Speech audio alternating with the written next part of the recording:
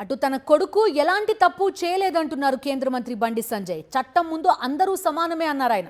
తప్పు ఎవరు చేసినా శిక్ష అనుభవించాల్సిందే అన్నారు. తనను తన కుటుంబాన్ని టార్గెట్ చేసి దుష్ప్రచారం చేస్తున్నారని ఆవేదన వ్యక్తం చేశారు బండి సంజయ్. వాళ్ళదే నా కొడుకును ఒక క్రిమినల్ లెక్క సమాజంలో చూపెట్టే ప్రయత్నం చేస్తే ఒక తండ్రిగా ఎట్లా భరిస్తారో ఒక్కసారి ఆలోచించురన్నా. నా కొడుకు నేనేం తప్పు చేయలేనా? మేము ఫ్రెండ్స్ ఉన్నానా? మేము తప్పు చేయలే, కలిసి ఉన్నాం, ఇలా విడిపోయినాం.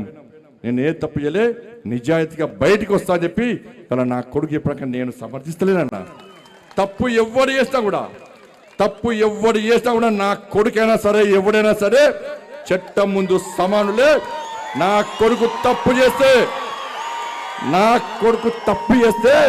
తప్పకుండా నా కొడుకు శిక్ష 100% పడాల్సిందే.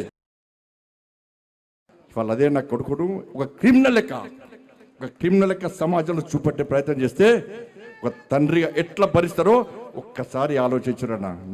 నా కొడుకు నేనేం తప్పు చేయలేనా? మేము ఫ్రెండ్స్ ఉన్నానా? మేము తప్పు చేయలే, కలిసి ఉన్నాం, ఇలా విడిపోయినాం.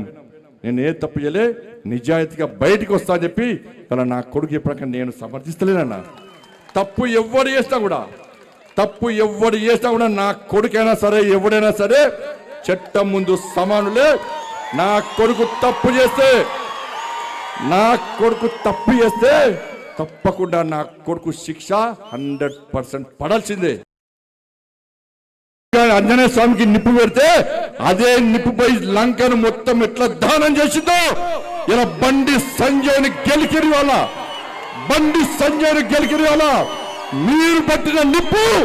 మీరు పెట్టిన నిప్పు ఒక ఆంజనేయ స్వామిలాగా ఈ దళారుల వ్యవస్థను, ఈ అక్రమార్గ వ్యవస్థను, ఈ కుటుంబ వ్యవస్థను, ఈ అవినీతి వ్యవస్థను పక్కా దగ్ధం చేస్తా, దహనం చేస్తా.